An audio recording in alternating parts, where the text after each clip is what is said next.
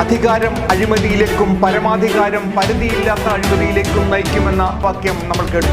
എന്നാൽ ഇന്ന് കേരളം ചർച്ച ചെയ്യുന്നത് കേവലം സാമ്പത്തിക അഴിമതിയല്ല, മറിച്ച് അധികാര കസേരയിൽ ഇരിക്കുന്നവരുടെ ധാർമ്മികമായ അധഃപതനത്തെ. നമസ്കാരം, കേരള ന്യൂസിലേക്ക് സ്വാഗതം. ഗണേഷ് കുമാറിന്റെ ഭാര്യ ബിന്ദുമേനോൻ ഉയർത്തിയ ശബ്ദരേഖകൾ കേവലം ഒരു വ്യക്തിപരമായ ആരോപണങ്ങൾ മാത്രമല്ല, മറിച്ച് അധികാരത്തിൻ്റെ ഇടനാഴികളിലെ അവിശുദ്ധമായ കൂട്ടുകെട്ടിന് തെളിവുകളായാണ് ഇപ്പോൾ നമ്മൾ വിലയിരുത്തേണ്ടി വരുന്നത്.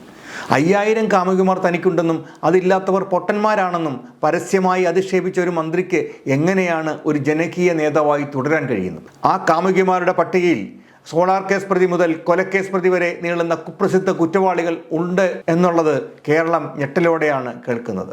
ഈ വർഷങ്ങൾക്ക് മുമ്പ് കേരളം സാക്ഷ്യം വഹിച്ചൊരു ഒരു കറുത്ത അധ്യായം ഉണ്ട്. അതിലൊരിക്കൽ കൂടി ഇപ്പോൾ ചർച്ചയാവുകയാണ് എന്നുള്ളതാണ്. സരിത എസ് നായരും അതേപോലെ ഗണേഷ് കുമാറും തമ്മിലുള്ള വഴിവിട്ട ബന്ധങ്ങളെക്കുറിച്ച് അന്ന് സ്വന്തം പിതാവായ ആർ ബാലകൃഷ്ണപിള്ള തന്നെ പരസ്യമായി അന്ന് പ്രതികരിച്ചിരുന്നു. ഗണേശന് ലഭിക്കേണ്ട സ്വത്തുക്കൾ സരിതയ്ക്ക് നൽകി എന്ന ഗുരുതരമായ ആരോപണം പിതാവിൽ നിന്ന് തന്നെ ഉയർന്നു. വർഷങ്ങൾക്ക് മുമ്പ് കേരളം സാക്ഷ്യം വഹിച്ച ആ കറുത്ത അധ്യായം ഒരിക്കൽ കൂടി ഇവിടെ ചർച്ചയാവുകയാണ്.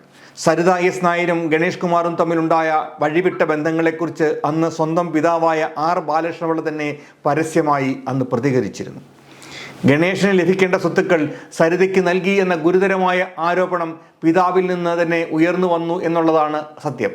ഇതിനേക്കാൾ ഞെട്ടിക്കുന്നത് മന്ത്രിമന്ദിരത്തിൽ അരങ്ങേറിയ നാടകങ്ങളാണ്. സരിതയുടെ ഭർത്താവ് മന്ത്രിമന്ദിരത്തിൽ അതിക്രമിച്ച് കയറുകയും മന്ത്രിയെ മർദ്ദിക്കുകയും ചെയ്തിരുന്നു. അദ്ദേഹത്തിൻ്റെ ഭാര്യ യാമിനി തങ്കച്ചി അത് തടയാൻ ശ്രമിച്ചതും കേരളം മറന്നിട്ടില്ല. ഒരു മന്ത്രിയുടെ സ്വകാര്യ ജീവിതത്തിലെ പാളിച്ചകൾ ഭരണകൂടത്തിൻ്റെ അന്തസ്സിനെ തെരുവിൽ വലിച്ചിഴിക്കുന്ന കാഴ്ചയായിരുന്നു അത്. ഒരു ജനപ്രതിനിധി എന്ന നിലയിലും സംസ്ഥാനത്തെ ഉത്തരവാദിത്തപ്പെട്ടൊരു മന്ത്രി എന്ന നിലയിലും ഗണേഷ് കുമാർ നടത്തിയ അധികാര ദുർവിനിയോഗങ്ങൾ ഇപ്പോൾ ഓരോന്നായി പുറത്തേക്ക് വരികയാണ്. വെറും ഒരു കുടുംബ വഴക്കിനപ്പുറം കുറ്റവാളികൾക്ക് ജയിലിലും പുറത്തും വഴിവിട്ട സഹായങ്ങൾ നൽകാൻ ഭരണ സംവിധാനത്തെ അദ്ദേഹം ഉപയോഗിച്ചു എന്നതാണ് പ്രധാന ചർച്ച. ഷെറിന് ശിക്ഷാ ഇളവ് നൽകാനുള്ള ഫയലിൽ ജയിൽ ഉപദേശക സമിതിയുടെയും മന്ത്രിസഭയുടെയും അനുകൂല തീരുമാനം അസാധാരണ വേഗതയിലാണ് ഉണ്ടായത്. ഇതിലെല്ലാം ദുരൂഹതയുണ്ടെന്ന് KPCC ജനറൽ സെക്രട്ടറി ജ്യോതികുമാർ ചാമക്കാലയും അബിൻ വർക്കിയും ആരോപിക്കുമ്പോൾ ഉയരുന്നത് ഗണേഷ് കുമാറിന്റെ പേരാണ്. കുറ്റവാളിയായ ഷെറിൻ ജയിലിൽ അനുഭവിച്ചത് സാധാരണ തടവുകാരിയുടെ ജീവിതമായിരുന്നില്ല.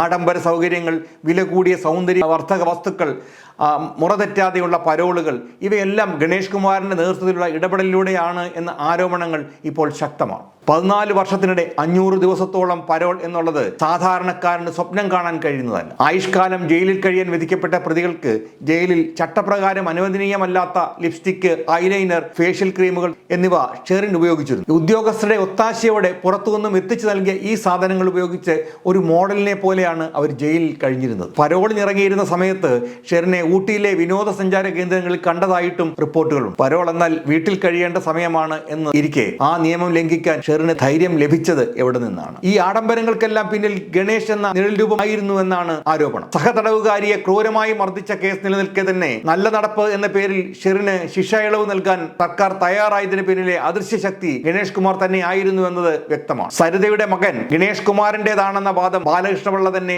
ശരിവച്ചിരുന്നു. കുടുംബത്തിൽ ഒരു വിഹിതം ആ മകന്റെ പേരിൽ മാറ്റിവെച്ചതിലൂടെ ഈ ബന്ധം കുടുംബം പോലും അംഗീകരിച്ചിരുന്നു എന്നത് വ്യക്തമാണ്. ഒരിക്കൽ ഡോക്ടർ യാമിനി തങ്കച്ചി പൊട്ടിക്കരഞ്ഞുകൊണ്ട് കേരളത്തിന് മുന്നിൽ എത്തിയത് നമ്മൾ കണ്ടതാണ്. ഇന്ന് അതേ അവസ്ഥയിൽ ബിന്ദുമേനോനും നിൽക്കുകയാണ്. ജീവഭയവും സമ്മർദ്ദവും കാരണം പരാതിയില്ലെന്ന് അവർക്ക് പറയേണ്ടി വരുന്നുണ്ടെങ്കിൽ അത് ഭരണ സംവിധാനത്തിന്റെ പരാജയം. ഒരു മന്ത്രി സത്യപ്രതിജ്ഞ ചെയ്യുന്നത് ഭയമോ പക്ഷപാതമോ പ്രീതിയോ വിദ്വേഷമോ കൂടാതെ പ്രവർത്തിക്കും എന്ന് ആണ്. എന്നാൽ കൊലക്കേസ് പ്രതിക്ക് വേണ്ടി അധികാരം ഉപയോഗിച്ച് ഇളവുകൾ സംഘടിപ്പിക്കുന്നത് സത്യപ്രതിജ്ഞാ ലംഘനമാണ്. UDF കാലത്തായാലും LDF കാലത്തായാലും ഇത്തരം ഇരട്ടത്താപ്പുകൾ ജനം തിരിച്ചറിയുന്നുണ്ട്. CRPC പ്രകാരം ഒരു കുറ്റകൃത്യം നടന്നുവെന്ന് ബോധ്യപ്പെട്ടാൽ കേസെടുക്കാൻ പോലീസ് ബാധ്യസ്ഥരാണ്. പരാതി ഇല്ലെങ്കിൽ പോലും വാക്കാലോ ആംഗ്യം കൊണ്ടോ അല്ലെങ്കിൽ സാഹചര്യ തെളിവുകൾ വഴിയോ ഒരു കുറ്റം നടന്നതായി ബോധ്യപ്പെട്ടാൽ ഇടപെടേണ്ട പോലീസ് ഇവിടെ കാഴ്ചക്കാരായി നിന്നത് ആരെ സംരക്ഷിക്കാനാണ്? നിയമം എല്ലാവർക്കും ഒരുപോലെ ആകേണ്ട ജനാധിപത്യ രാജ്യത്ത് അധികാരമുള്ളവന്റെ മുന്നിൽ നിയമം വഴിമാറുന്നത് ആപൽക്കരമായ സൂചനയാണ്.